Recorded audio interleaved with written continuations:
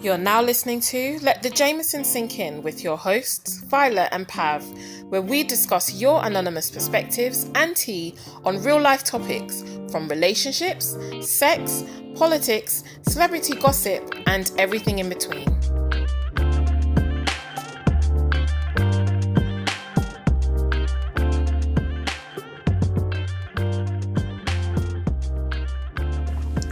Hey guys, thank you for listening to Let the Jameson Sink In. This is episode 6 and we're your hosts, Pav and Violet. Hey, so for today's episode, we have two topics. We're discussing taboo in modern day society. So we would like to know, why is female sexuality still a taboo topic? And if we're so modern, why men who express the emotional side are not praised, but they're rather seen as being simp or less of a man? So for today's episodes, we have 4 special guests here to help us discuss the topic on female sexuality. We have Nadia and Siobhan, based in the UK. And to discuss men and how they're viewed by society when they show their emotional side, we have Delapo from the UK, but based in Toronto, and Anton, based in the US, but currently in Jamaica. Thanks for joining us, guys. Okay, lovely. So, thanks, Pav. For the first topic, why is female sexuality still a taboo topic in this modern day and age, especially as we've seen some women in recent times being able to monetize sex, such as Cardi B. Everyone knows that she's not shy about saying that she used to be a stripper, and now she makes music. And also Kim Kardashian, who actually made a sex tape and became an overnight celebrity. Also, everyone knows OnlyFans has been rising in popularity in recent times. This platform has actually given women a stage to be able to sell their sexiness or sell sex. Why is it still that there are so many women who are still finding it difficult to express themselves sexually, just like their male counterparts? So that could be anything with even just saying that they enjoy sex, or saying what they actually enjoy in the bedroom, or if they do or are sexually liberated and do express their sexuality, why is it that they are still being shunned or shamed, called names like slut, whore? Why are these still terms? For me, I'm a woman myself. I feel that I am quite sexually expressive. I'm able to go around and say, this is what I enjoy in bed. If I'm dating a guy, I'll tell him this is what I like, this is what I don't like.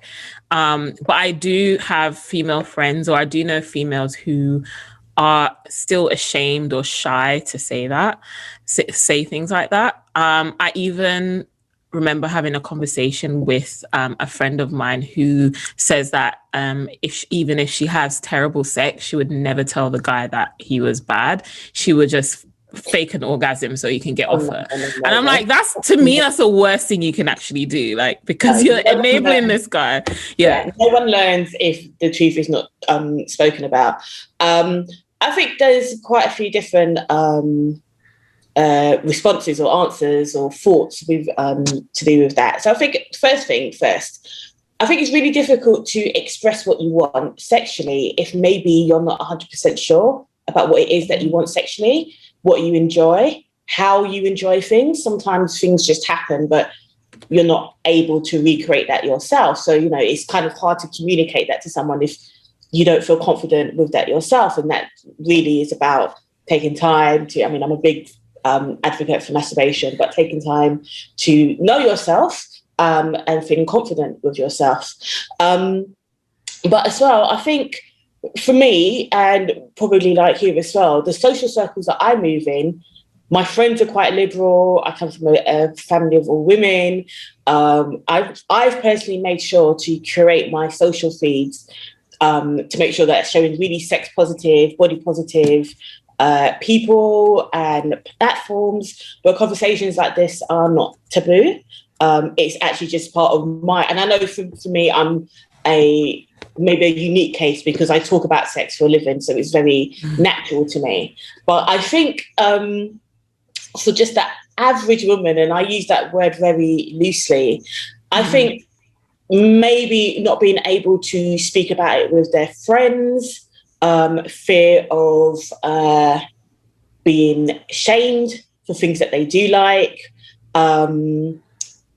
And as I was saying, especially with like social feeds and what we're seeing at the moment, so you're talking about like Cardi B and Kim Kardashian, these are not new. These people are not new. What they're doing is not new. And I think over the last 30 years or so, even beforehand, we've been seeing a change in what we see on TV and magazines, where I think sex is becoming something that we talk about at the dinner table, maybe. So from watching Sex and the City when I was younger to, and I'll probably show my age, watching My So-Called Life in like the early 90s, and everyone was in school and, you know, they were having sex with each other. There was teen pregnancies and HIV and all of these other things. People were gay, which was like, when I was younger, it was still a bit of a taboo. So I personally, and the people that are around me, have grown up with this kind of culture. But if you haven't really, I don't even want to say if you haven't really seen it, because it's just there, but it's just because people like Cardi B are really confident in talking about their sexuality on a platform doesn't mean that they're actually really confident with their sexuality. That's interesting. It could be a facade. I'm a fake it till you make it kind of person. And just coming back to what you were saying about not being able to tell your partner if something was bad, personally, and I don't think this is a taboo, when I'm dating, one of the first questions I ask when I actually go on a date is, because I think it's very standard, is do you give head? I don't even think that's a question that I should be asking in 2021.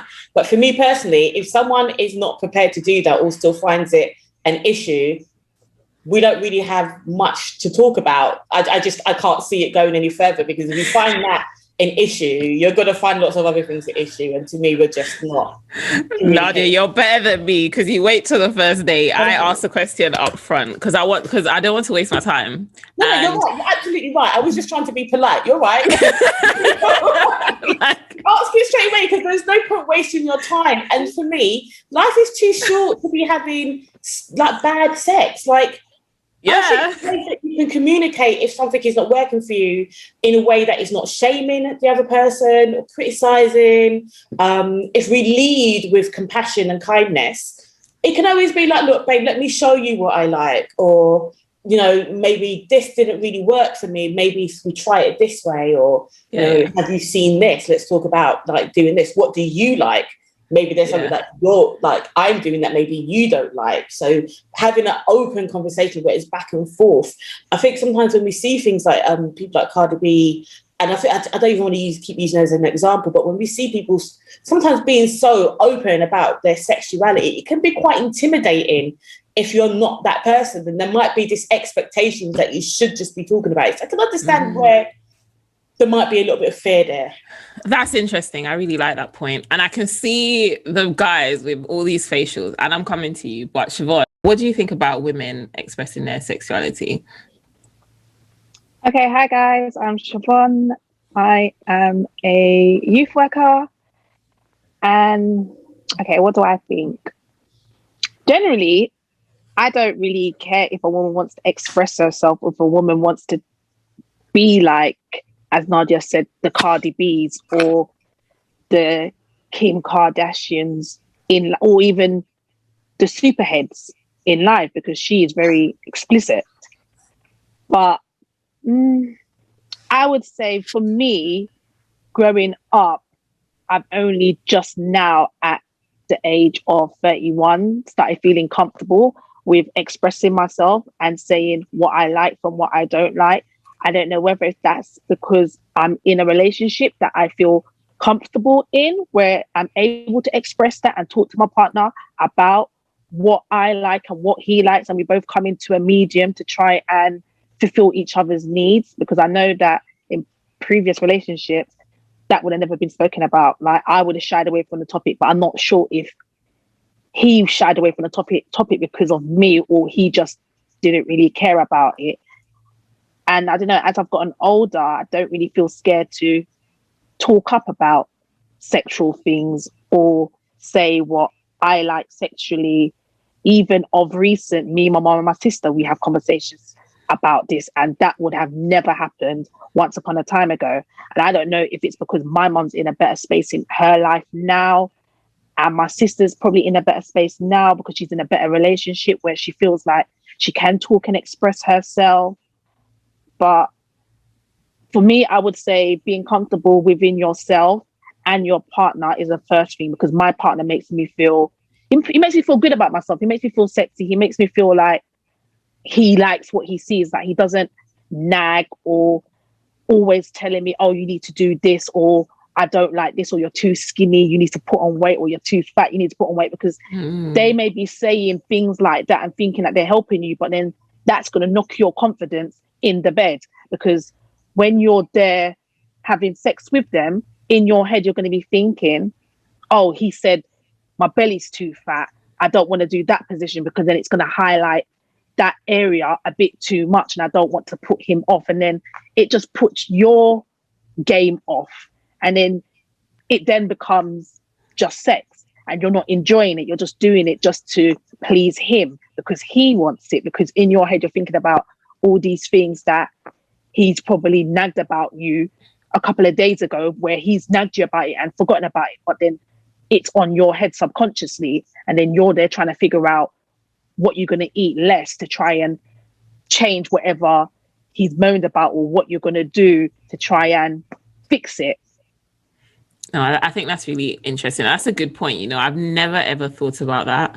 And I think you're completely right. Like, you hit the nail on the head. There's been so many times where I've probably dated a guy and he's made a comment about me and I've not actually thought about how it affects me or how it affects how I feel, my sexiness or anything like that.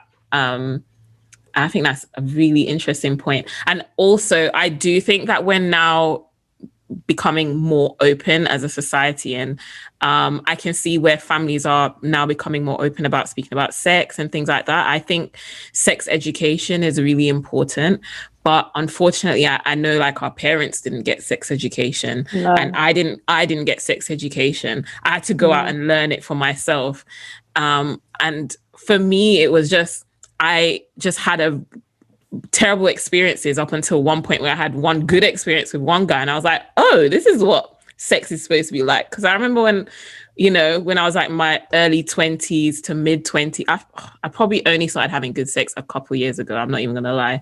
And I used to think, oh, this sex thing is so overrated. Like, why am I doing it? Or like, I don't even enjoy it. Like, I don't like it. But now I'm like, no, sex is like the best thing. Don't you think that comes back to, like, you knowing yourself a bit better, knowing what you like? And maybe I totally agree with Siobhan about people making you feel insecure. We should never be sleeping. I know it's idealistic to say that, and it's not always the case, but someone that makes you feel bad about yourself shouldn't be getting the key, really, because 100%. It won't let you get out of your head. And as a female, a lot of times sex starts, or actually for any sex, a lot of times sex starts in the mind. And I know it can be difficult for me. I have great sex some days I don't have great sex, and I can always tell why I haven't had that. And it's usually because I'm too in my mind and focused about something else, or focusing on sex. Like, oh my God, I have to have an orgasm, or oh my God, just, like, what do I look like? But it's about knowing yourself and feeling comfortable with yourself and being with someone that lets you be comfortable. Also, you kind of demanding that for yourself. Yeah, 100%. Just on the flip side of that, though, I'd really like to know the opinions of the guys. So, the first thing Nadia said was on her first date, or when she just meets people, that she says what she likes. I am exactly the same. Siobhan, I don't know if you're like that, but if I meet a guy and a guy is trying to talk to me, listen, I just came back from Jamaica and Jamaican man were not having a bar of it. And I was like, look, just don't talk to me because I know you don't go down. Well, I just give you a secret, though, because I've dated Jamaican fresh from the boat, and they do it, okay? Just tell you not to tell their friend. Don't tell my friend. It's fine, I won't. But don't let that lie. That lie. Yeah, Anton, come into this. Come and defend your nation. Oh gosh. Well, let me first say hi everyone. My name is Anton. I'm Jamaican, but I live in Richmond now. But now currently in Jamaica. And my entire take on this topic is, I've been over the world. I've traveled a bit, and I've met a lot of different nationalities, a lot of different cultures. And I've realized that when it comes to women and sexuality, it's only in Jamaica, or women who has a Jamaican background, they're the ones who don't really express themselves. The reason You think is, so? I think it's because, it's because of our culture, I think. I mean, like, for example, in my household, we've never talked about sex. For example, like my dad, he's old school. Like, when I asked him, like, so I remember, when I was younger, I asked him, like, how do you make babies? How did you come? He told me that his mom found him in a fish pond. So I mean, it's really us. It's really, I think it's a Jamaican culture, and Jamaican women, I think they are shy in a way, also to express themselves.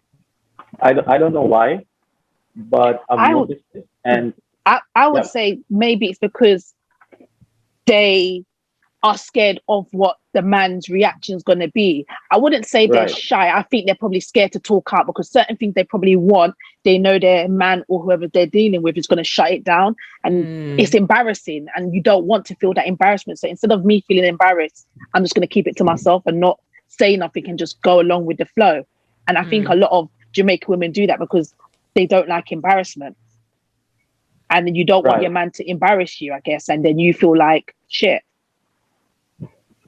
But why is this though? This is no, what you I don't tell us understand. though. So answer this then. So you're interested in a woman, you approach her, you start talking, texting, whatever, and then the first, like, she says to you, by the way, do you give head? First of all, how are you going to respond to that? Are you okay with a woman asking you that question? I'm not going to ask you if you do or don't, but are you okay with that question? And then does it change your view of the woman when she asks you a question like that? I mean, I'm okay if she asks me that, but then whether I do it or not, I don't think it should really affect the relationship or affect us having a second date. I mean, come on. What if That's such a Jamaican bad answer? Wait, no, I'm just saying. What if this woman is the guy? What if this guy is 100% the perfect person for you, but he doesn't do that? Thank you, Nadia. You just answered me. He's not going to be 100% perfect for me. All right, he Anton, can't give me an orgasm. let me do a curveball question. If you asked her the question and she said no, would it be a deal breaker for you? Would you want a second date? Come again. If you ask a question to the woman and she said that she doesn't give head, would you want a second date? Of course. But okay, let's a head That's thing. not fair. Yeah, no, but I think if we talk about it from head purposes, yes, that's a taboo. Let's just say you were speaking to a woman and she said she only ever had sex in missionary position with the lights out and there was no compromising. Like, that's sex for me. I only want it missionary, lights out, and that's it. You'd start to form an opinion on maybe what your life could be like with that person, right? Right. But there's another thing about it also. Some men, I'm not saying me, they would like to say, okay, yeah, I can work with this. Maybe I can change her somewhere down the line. But this is what women think. Where she's not women say the same. If that's I don't have time for that. Then women, some women say the same. Don't need a project. Don't need a project at all. Yeah.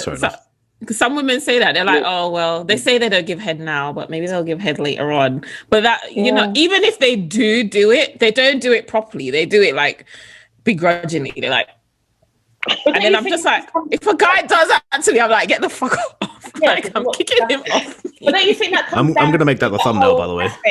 You better not. I was going to say, don't you feel like that comes down to that whole aspect of that whole Madonna whore thing where we want to be, or a lot of women want to be seen as good girls and wife material and, good mother materials. And there's certain things that, traditionally that females would or wouldn't do because it would be seen as maybe a little bit free or relaxed with stuff. And if you do it to me or do it to everyone, or just these really old notions that came from when resources were really scarce. So you had to make sure that if you're sleeping with someone, those are your kids, you're paying for those kids. But again, it's 2021. You know, we don't have these problems, but we still have that kind of old attitude. That's a very, very good point. And I'd like to ask Delapo his opinion on this. So you meet a girl for the first time and she apologized because I know you're in a relationship, but let's just say for now you're single, you meet a girl and she's like, yeah, by the way, I've had a sexual encounter with a certain amount of men, you know, and I'm very sexually expressive and this is what I like in the bedroom. And she's saying all these things about sex, right? But you like her. She ticks all your boxes. You know, she works how she has a job you'd love her to have. She's got the body you want, the face you want, everything. And she also has got a lot of sexual experience. Does that change your view on her? Would you still be okay, turning into a wifey? Delapo, but first of all, also, hi Delapo, and introduce yourself. I'm sorry, I just asked you this question without asking you to introduce. Thank you very much, Violet. So yes, hello everybody. My name is Delapo. I'm a 30-year-old guy in finance based here in Toronto. And yeah, thanks for the question, Violet. I'd say that for me, the most important thing that I'm looking for when I'm getting to know somebody on a romantic level is I want to meet somebody who is happy and confident in themselves. And what I found over the course of dating people is that their happiness and their confidence, you know, I've met happy and confident people all along the spectrum. So people who are very expressive and who have, a lot of experience, and then people who are very much on the kind of, celibate until marriage kind of, track. And, they're just as happy, just as confident in themselves, and just as, full of life and joy and all the rest of it. So yeah, I think that's not a question. That's not an issue that I think would really affect my desire to be with somebody. As I said, I've met and I've dated people all along that spectrum of expressiveness, and the thing that I'm looking for is just how confident are you in yourself? How much do you love yourself? How much do I think we can have a fun time together? So yeah, it's not really something that I think about. It's not something that features a lot in terms of my deliberations as to whether I want to get to know this person. Oh, that's really sweet. I like that. Pav, what about you? Same question. So when I was younger, I probably would have bothered me, truth be told. But why is that? Why would it bother you when you were younger? So for me, I'm just going to be honest here. So for me, yeah, please.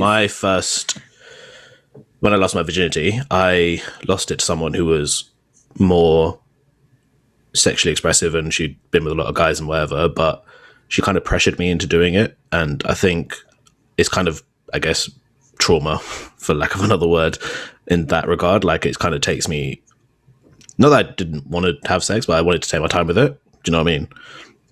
So I guess I felt a bit, yeah, maybe when I have a woman that was like that, then it would have triggered me just because of that. But now I'm just like, to be honest with you, I would prefer if they were a bit more expressive nowadays, like at my age now. Like, I think I would prefer them to be a bit more expressive and a bit more free about talking about it. But yeah, I think definitely once upon a time I was that guy that did find it taboo. Oh, sorry. Sorry to hear that though. That's actually not that's not okay, I don't think.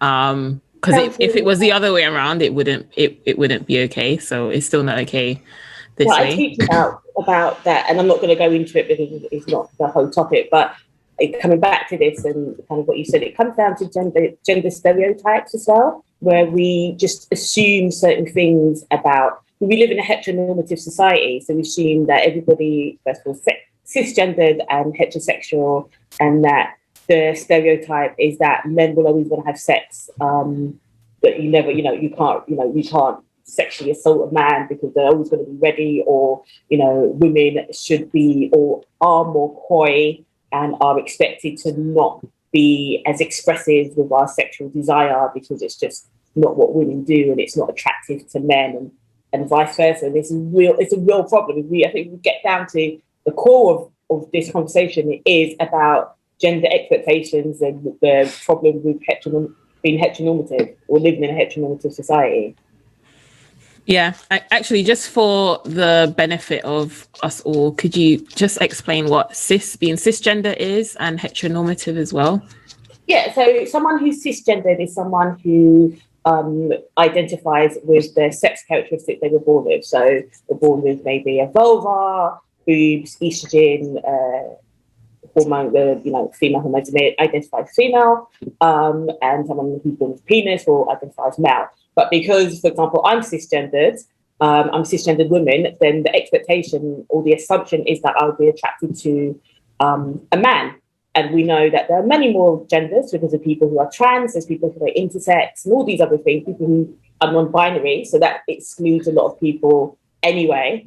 And the problem with being heteronormative is just that, one, the gender stereotypes, which cause problems. So if we even look at it a little more with things like contraception, out of the 12 forms of contraception, only 2 are used by men, which is a vasectomy or a condom, and then everything else is for females. And there was a male pill that was developed, but the side effects were too severe, but the side effects were exactly the same as females. And that's just because we expect females to be able to bear more pain because we go through childbirth. And all of these just things that don't make sense, even down to silly things like buying razors. Like if you buy a razor and you buy a pink one, or it's in the female section, you're going to pay about £2 more than just a normal razor that a guy would pay. And that's just the very tip and the very, very brief explanation of living in a heteronormative society.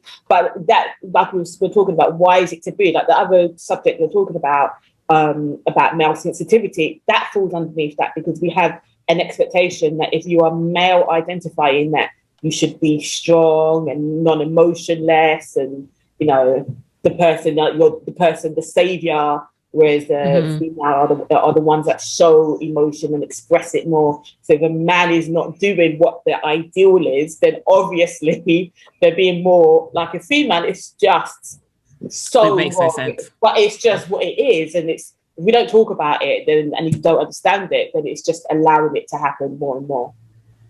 No, thank you for that, because it also ties in nicely with our second topic of today as well. But just before we go on that, there's a few more things I wanted to discuss as taboo topics, and I just wanted to touch on OnlyFans really quickly, because it's causing a stir. I don't know if you guys know who Kevin Samuels is, and I feel like I talk about him every episode, and I don't know why, but he's just some man who has very strong opinions about what women should do, what women shouldn't do, etc., etc. And his views on OnlyFans is that it's shortcoming. You can go on there and sell yourself for a short period, but then you're going to lose value as a woman. And by the time OnlyFans dies out, then potentially, what are you going to do with yourself? What are you going to do with your life? Personally, I don't see anything wrong with OnlyFans. I'm like, well, if you have it, flaunt it.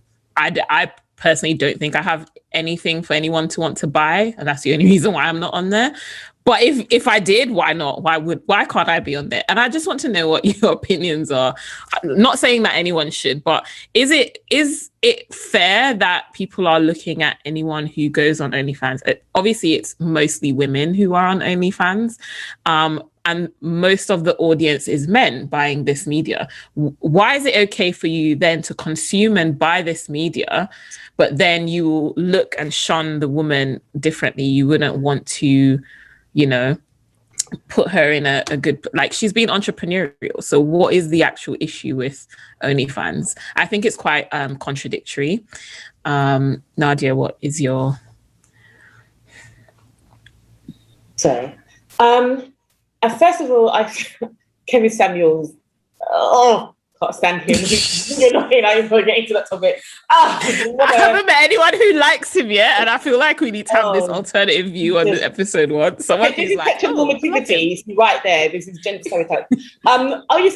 Okay, sex work is, I think, one of the most oldest career options that there is. Whether OnlyFans are there or not, people are going to do this because vagina is a valuable asset. It is. And whether or not we're showing it and getting money for it, there is always a trade when it comes to sex, whether it's for pleasure, whether it's for comfort because you're lonely, or, you know, to feel more intimate with someone, or to, I don't know, someone wants like nice things. I just don't have a problem with what other people choose to do with their genitals if it's consensual, all parties know what's happening, everybody wants to be there. And like you're saying, it's entrepreneurial. And at the end of the day, when we're saying, you know, it decreases the let's call it the female's value, well, maybe it decreases the value in your eyes, but who are you to me? What am I trying to get from you where your opinion of me is actually worth anything? Are you paying my rent? Are you making me happy? Are you giving me children if that's what I need, or giving me a nice life? No, you're not. And like I was saying about following social media feeds that make you feel good, I can understand if maybe you are a sex worker and you're hearing things, you know, that are not so nice, but you have the option to delete, block. There are people who are going to have opinions of you if that's the kind of work that you do.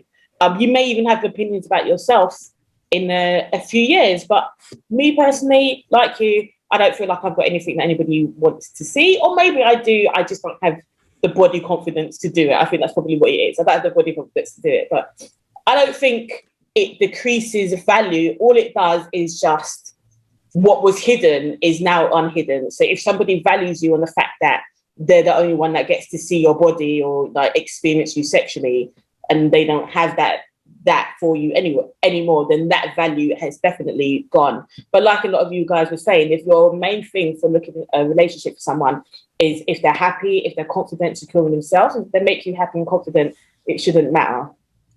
I agree. Siobhan, what do you think about? No, it's fine. It wasn't a rant at all. What do you think about OnlyFans? Not saying you should go on there, but let's say, you know, I went on OnlyFans and I put my boobs on there, or I put my feet. And some men love feet. Actually dated a guy who loves feet. I was gonna say OnlyFans isn't just for sexual stuff. There's people on there showing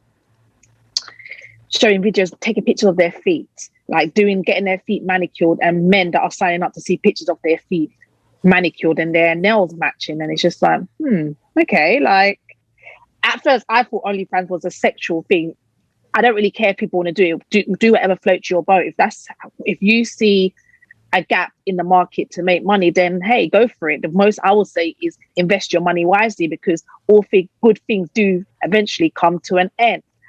But OnlyFans ain't just for it. It's not just for that. I even told my partner, like, when I was explaining to him about OnlyFans, I was just like, you could do an OnlyFans for your music, where yes, you put out music on YouTube and all the other social media platforms, but then you can just give your exclusive fan base or supporters that piece of music on OnlyFans that they're entitled to hear when nobody else can hear. So I guess it's you as a person just thinking outside the box and trying to think about what's not being done and trying to do that, because there's always a gap in the market. Or even if there is something that you want to do that someone's doing, no one can do it like you. Everyone has their own difference or their own uniqueness, which is my perfect example is there's so much breads in the supermarket, so much different brands, but each of them taste differently. So don't say you can't do something because there's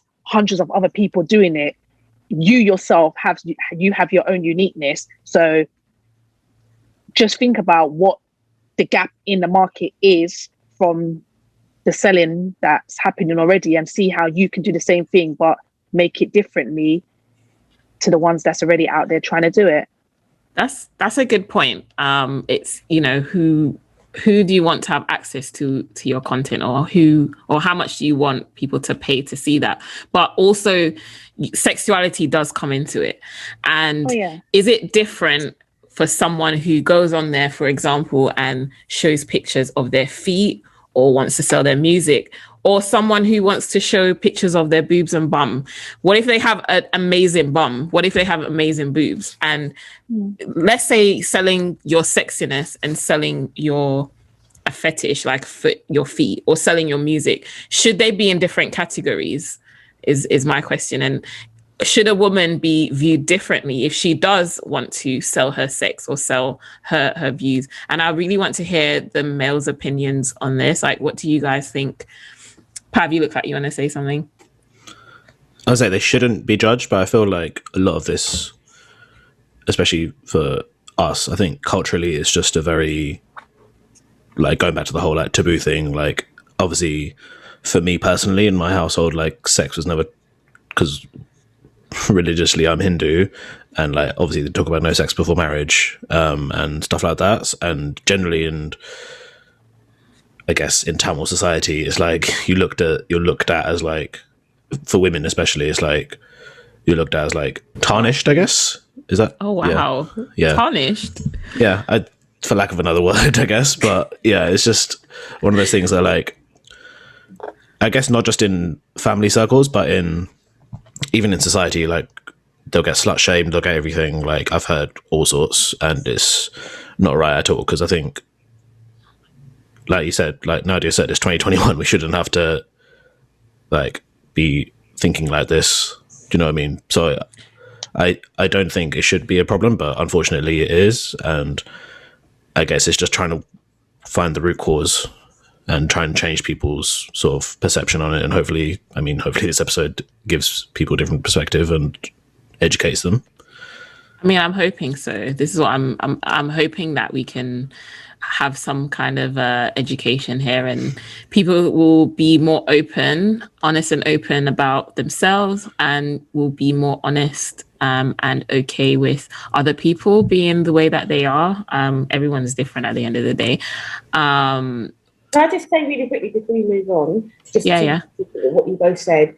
I think anything in society, like change, takes a while to happen. And even whilst it's happening, we don't always see it. If we think about even like the way we dress compared to how we dressed, I don't know, 50, 60 years ago, what are the things that we're allowed to do as women or people of colour, completely wild in comparison. But we don't always see how change happens. So definitely things like conversations like this, platforms like this, conversations with your friends, family, talking about sex and things like that doesn't always have to be public. A lot of time it is to stuff that you do in private, but it does take time, and it is a little bit at a time. So definitely, if you are doing an OnlyFans and you're showing your vag or your penis, you probably will be judged by quite a few people, but likewise, you probably won't be judged by others. But it goes both ways. It's where we are right now. Yeah, I guess it's just we're modern, but not very modern. We're still this. And actually, I have a question. Do we think that religion still plays a part in this? I feel like we're moving away from religious societies and people being controlled by what they do based on religion. But is it still a factor that affects how women express themselves? Is it still like, I don't want to offend anyone, but is it still like an oppressive sort of measure? Does anyone have an opinion on that? Anton, you want to say something? No opinion on that. I'm not really big into religion and stuff, so I don't know what's going on there. Isn't it? It's tricky to talk about religion because you can offend people, and I personally don't like to talk about religion or politics because I will offend people. So it's just, I just don't. But I do think that it is, for a lot of cases, something that people hide behind some of their views, which are less progressive, because it's just easy to blanket statement that this is whatever told me is right or wrong, rather than using your critical thinking skills and looking around and thinking for yourself. But that's as much as I'll say. Yeah. Can I say something about OnlyFans? Yeah. Oh, so OnlyFans, right? First of all, I don't think someone should be posting music on OnlyFans, because when you hear OnlyFans, as a guy, you know what to expect. So if you get what I'm trying to say, I mean... So you expect to see naked women? Exactly. That's what I'm expected to see, and that's what I'm going to pay for. Well, exactly. You pay for what you want. You pay for what you want. If that's what you want, that's what you pay for. Because if I should come across someone's OnlyFans and then I see music content, I'm just gonna report that page because I mean, what's the point? You have an OnlyFans. No, because report that I would say if someone like you have YouTube for that. let's say if someone like Rihanna or Beyonce was to actually join it, I'm pretty sure the beehives and the navies, if there was only putting up exclusive music, I'm pretty sure they would join it just to hear that exclusive music. I think Chris Brown's on there. I don't know. I don't know if that's for like sexual reasons or music, but I know he's on there. I think people with like big artists, if they were to actually do that, they will make money because their fans are going to want to, or their hardcore fans are going to be want to be one of the first to hear the exclusive things that they're putting out. I guess if you're no one, then someone's going to look at you like, oh, who are you? It's actually where OnlyFans are trying to go. I read a couple of days ago. That they're trying to rebrand. They want to move completely away from the adult industry and move so they're trying to do what Tumblr did. If they do that, they're going to fall, just like Tumblr. What was Tumblr before? Yeah. Tumblr was where you went, or so I heard, where you went to see like clips of. Really? Yeah, that's who talks about Tumblr? Who actually has anything to do with Tumblr? I don't know what it is. It doesn't matter what's going on in this world. Everyone knows sex sells. Exactly. I mean, everything relates to sex, it sells. So if you have a product which relates to sex, the minute you move away from that, what's going to happen? I think it's just the name, though. I think the name OnlyFans is what throws people off, because there's people on there as well that do sort of personal training, various things that is like a subscription only service. Yeah, that's what she was saying. But that's the thing. Yeah, exclusive. Yeah, but I think it's just like, obviously Patreon does the same thing, but I think it's just the name OnlyFans. Like, you just assume that it's just like people. I don't know. I guess it's just the connotations behind that phrase that throw people. But yeah, I did read that they're trying to get away from the whole adult industry, but I don't know if that's because of. What do you reckon that is? Do you reckon that's because of? I think it's a money-making thing because of TikToks and how kids are blowing it up. They've realised that the children of society, they make things big, and they're the people, they're the ones that are. And they also cancel things. They can make it big, but they can actually. Yeah, but that's what I was going to say. Do you think it's because it's been so negative in the media? Yeah, such a taboo topic or taboo website, I guess, that it's become this. They're trying to go down a different route. What do you reckon? I think it's a money-making thing. All right, so I have one more thing to ask you guys. Sorry, I'm paused for a second. So female orgasms, is it a myth or not? And obviously it's not a myth. I know this because I have experienced female orgasms. It's kind of personal, but where I was trying to go with this is that I know some men actually either, number one, they don't know. I don't know if every man knows how to identify if a woman has had a climax or not.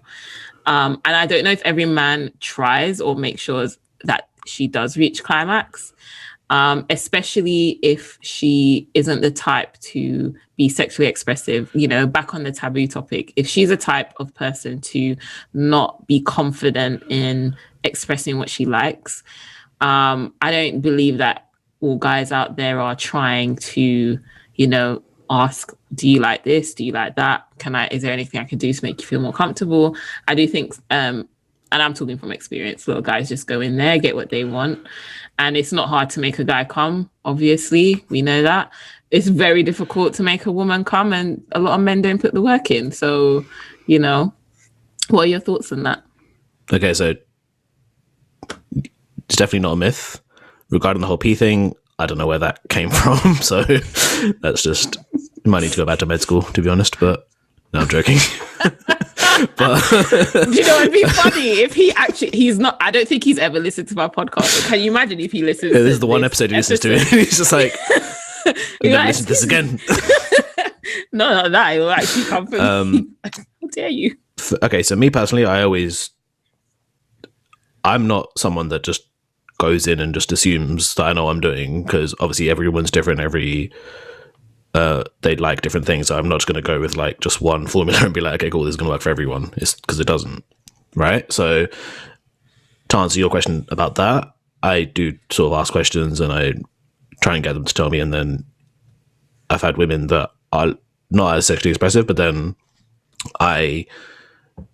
because I've made them comfortable, I like to think I've made them comfortable enough that they open up to me, and then they're a bit more like transparent about what they'd want. And yeah, then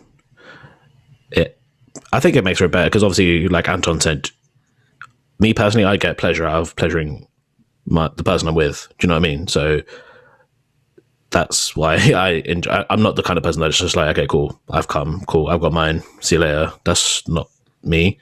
I don't think that's a lot of guys, to be honest. So yeah, hearing that is a bit, and I can't really comprehend it because it's just not who I am. But I do know it exists, to be fair. That's interesting. Actually, a question for you, Nadia. Is it heteronormative for me to assume that it's easy to make a man come? Because I thought that was, I don't know. I've not had an experience with a guy where he struggled. A lie. Okay. Yeah, I think it probably was. Okay, I take that back. There's actually quite a lot. And I'm going to try and answer all of what the points have been raised.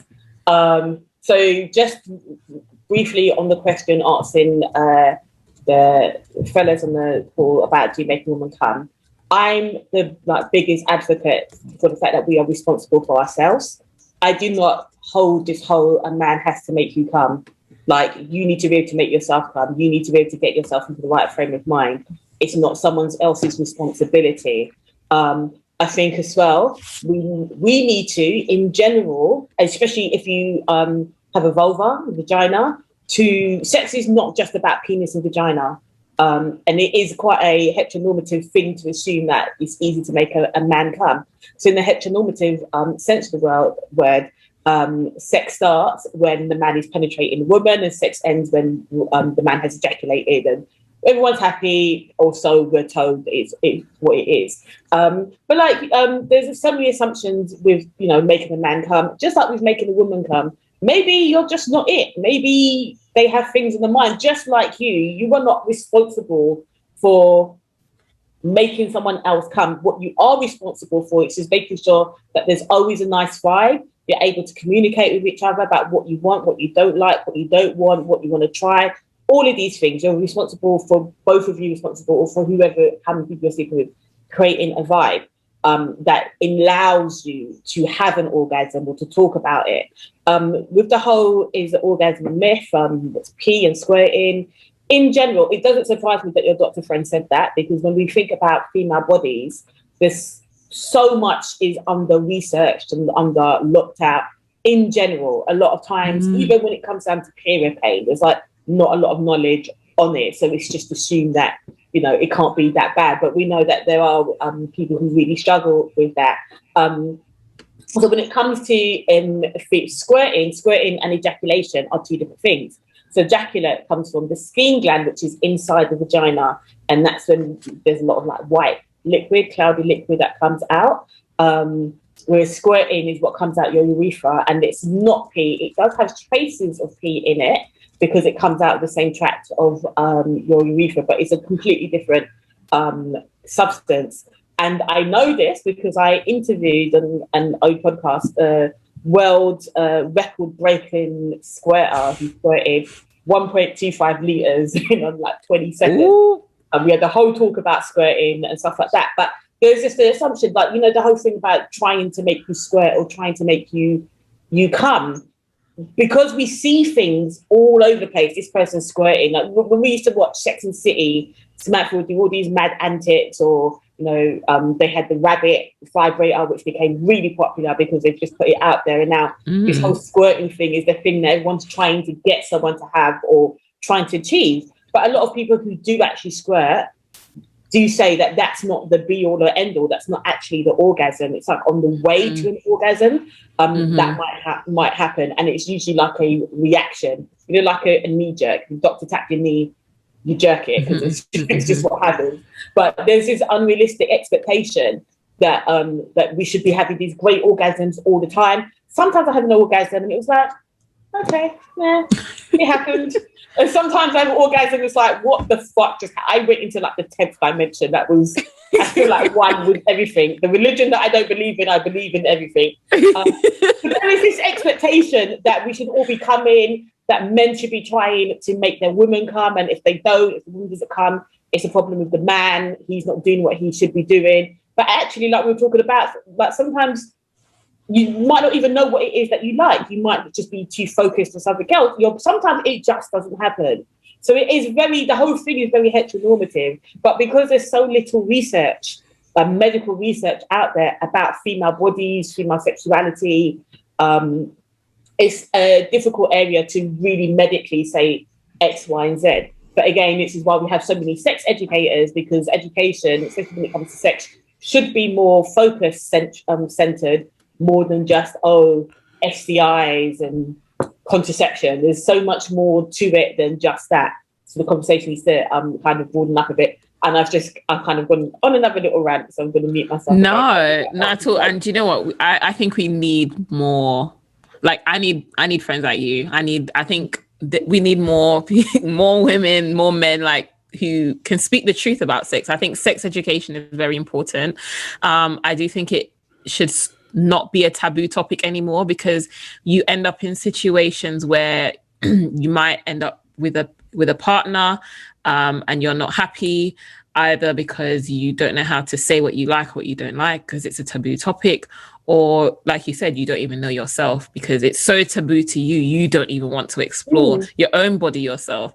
And I speak to young people when I go to schools, and we go from year 7, which is like the middle school for you. So from year 11 to like college, so it's different. And we talk about consent, and we talk about it in so many different ways. And when we talk about consent, it is about ways to communicate that, and why sometimes it's hard to communicate consent, but that kind of can leak out into other things. So why is it hard to sometimes not be able to say what you want? But by having these conversations with people like younger and younger children, and I'm saying like from like 11, 12, when they're starting to go through puberty, about their bodies, how to clean yourself properly, things that happen, sex in a way that is easy for them to digest. By having these kinds of conversations and with adults talking about things from pleasure centered, I think that we can create a society of people that are having amazing sex in the next 10 years.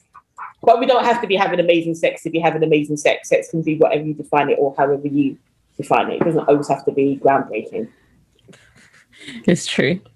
I just have one question for the ladies. So obviously, as men, how can we sort of help steer this conversation, make it less taboo, less frowned upon, and especially if it, like in the bedroom, for example, where like you're saying, Nadia, like where women may not necessarily be comfortable about speaking up and stuff. How do we sort of steer those sorts of conversations? And like in your experience with sort of the sex education work, is there anything like that sort of come up, or like any sort of common trends that have occurred? I think first of all is if you're dating someone or in a relationship, these conversations should be starting way before the sexual acts are happening. And remember, sex is not just penis and vagina. So you could be talking about it at the same time, but having just an open conversation with your partner and just allowing that space where if someone's disclosing something, that you're not being critical or comparing people. It's sometimes things are funny. Let's have a laugh about things. Let's just make it part of a topic that you talk about it with your friends. If you see something on social media, like a feed that's really sex positive, or maybe giving really great education, or to a partner, sharing those links so that they can follow those people and kind of get those educations. So my personal brand AM appointment, where I speak to women about sex education, about masturbation, the amount of DMs I used to get, and I had to kind of just stop. I'm not answering any more DMs from people like, I can't come with my partner and I don't know how to talk about it with them. It's like, you are responsible for creating that vibe and that kind of communication. So even if that means that you've seen something, or something's not working, it's like, okay, I've seen this on the internet, like on TV. do you think that's something that you might want to try, or do you want to? What do you think about this, or do you like it? Checking in with your partner whilst you're having sex, because you're not having sex with a dummy. So you want to make sure that the other person is enjoying themselves. So just, sometimes when people do things like, does that feel good? It might be seen as kind of sexy, but actually, no. It's good to know where your partner's at, where their head's at, whether they're enjoying it.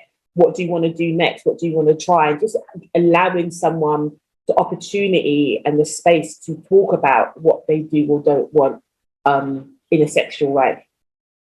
Does that make sense? Yeah, it does. Thank you. Siobhan, Violet, any sort of additions you wanted to put on? I just wanted to reiterate Siobhan's point. Actually, I'm going to hand it over to Siobhan, to be honest. Just about having a good partner that makes you comfortable. I think that also helps. And like I said, I'm going to hand it over to you, Siobhan. I think you could just repeat that point again for us.